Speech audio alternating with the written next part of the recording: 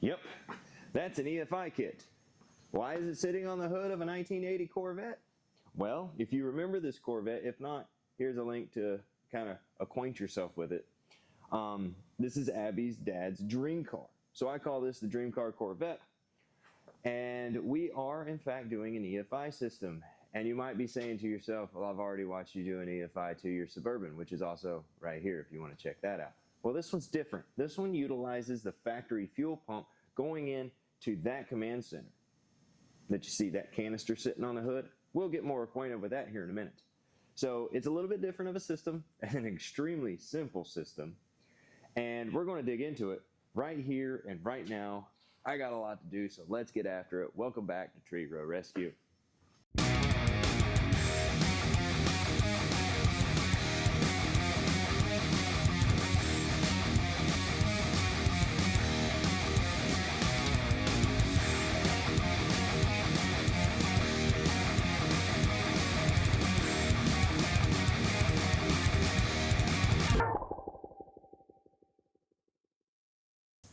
Okay, now, as I was saying in the beginning, everything works off of this command center too. Mind you, this all comes in one kit. You can order it all in one kit. It comes with everything you need. You can also choose to use a distributor and all the whatnots. But we just got the Killshot Classic. This is what it's called. It's Killshot Classic. And we got the bases. We got the command center, the dash, the Killshot itself, the ECU, the wideband O2 sensor, and the wire harness. So just find a spot in the engine bay to place this. It could be placed like this. It could be placed like this. Whatever's convenient for you. But this is a Corvette, so that's going to be an adventure. If you know Corvettes, well, guess what? You know that there's no room under here. And plus, you got to reach over. Anyway, PTFE fuel line. This is 3/16, 5/16, 3/16. I'm thinking 3/8. It's late. I just got off of work. We're in my shop. So 5/16 fuel line. We got the Killshot Classic, and then a simple wire harness. We have the ECU and the 7-inch screen. Listen, this thing is awesome. You can get your digits in here. Okay, I like that, and it's got a magnetic back, so you can just take it with you. That was probably loud. I'm sorry about that. But I love that feature that it's magnetic. You can also mount it permanently. There's a couple of screw holes, and they send you a couple of screws. So we got a lot to do in a short time. I'm not eastbound and down, but I'm in the south, and I've got projects to do. You kind of see a little bit of green over here. That's because the Impala's coming. You are going to want to hang out with that. Listen, we're turbocharging it, okay? But first, we got to get this out of the lift bay. So let's get started on it. What to do first? Clean off the hood. Madison over here is going to be my workbench. But where the AC compressor goes, I think I'm going to mount this right here. Kind of like this. That way I have fuel pump coming in, because over here is my fuel pump. Pressure going out, which is going to come out and go straight into the Killshot, and then a return. What do you guys think about this right here? Yeah, I'm going to get this AC line out of the way. Did it come with factory AC? Evidently. Does it have it now? Nope. There we go. That looks like that would be a good spot. Let me just zip screw this in real quick. What do you guys call these things? These self-tapping screws? Let me know in the comments. What do you call them? I call them zip screws, because they just zip right in.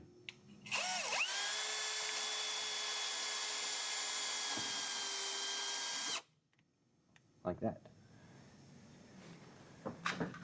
Why is that on? Let's get a little bit more speed in here. Just throw a couple in, that way I kind of have an idea of what I'm doing here. Ain't gonna work.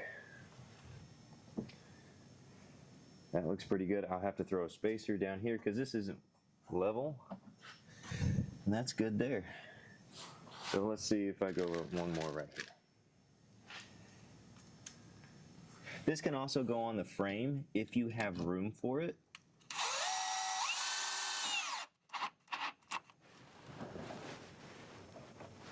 That's a pretty solid mount right there. And that'll get bolted.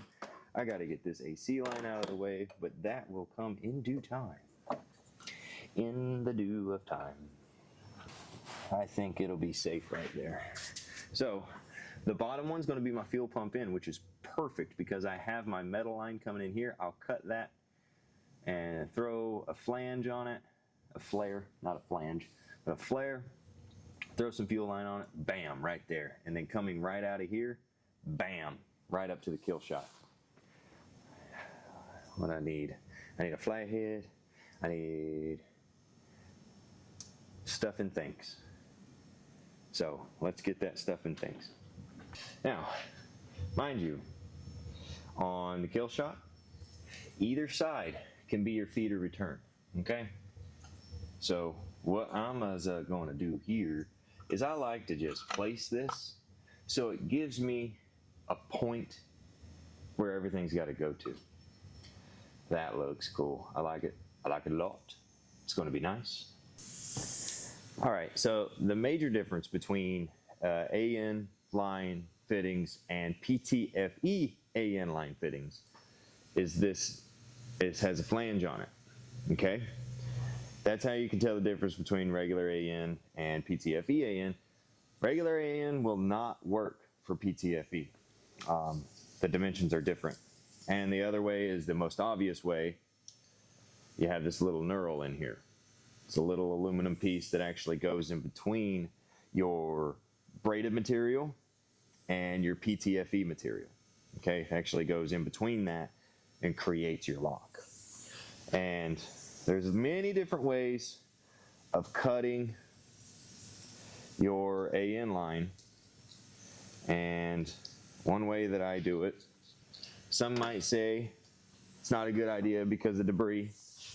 But as long as you clean up, after yourself, you're going to be fine. I use a death wheel, or, you know, this guy. I call it a death wheel, die grinder, whatever you want to call it.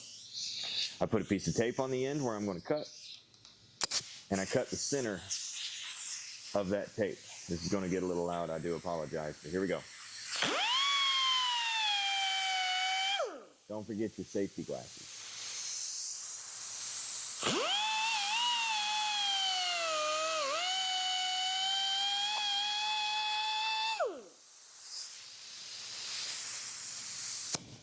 Take your safety glasses off. Now, you remove your tape. Now, the biggest thing that you want to remember after you cut this, go ahead and put this on my table, is don't forget to put your fitting on. Ask me how I know. The beveled edge goes onto your PTFE line. Just kind of twist and spin. You can also leave your tape on until after you do this and then remove your tape. But if you cut clean enough, you ain't got to worry about it. Now for the hard part. You get you some lube, you spray on your line, and it's got to go. So let me get you in here. So there's your line. I know it's a little fuzzy. There it goes. You take your knurl and you put it onto your PTFE line, and it's got to go in between your braided line and your plastic line. And the easiest way to do this, press it on, try not to get cut, and if it's being stubborn, you lube it up. If it's being stubborn, you take it over to a table and you apply equal pressure on it.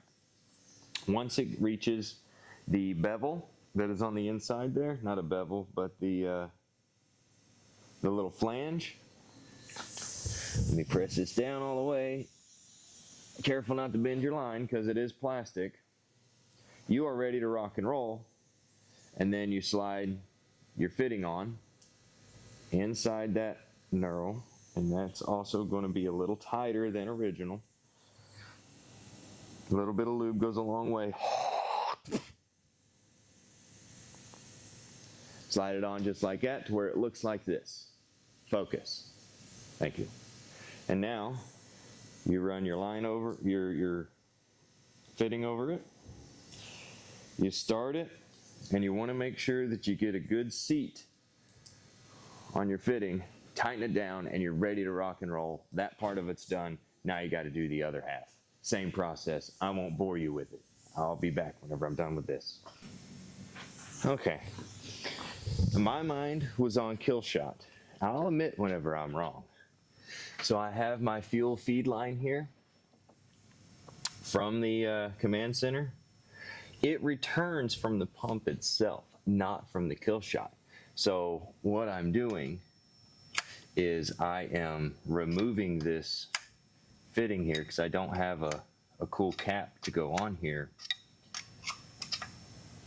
Nice and gently. There's that. And then I'm going to put this block off plug. It's just like these two. So it all matches. And I'm going to run it right in. And then we will, because we're utilizing the command center for our return. So our return line is going to be unseen really. It's going to go from here down to the return line that's coming up from the tank already. I don't have to run or drill into the tank for a return line because this vehicle already has it. So I just get to tap into that because I don't have to worry about it aerating anything because it's a factory line. There we go.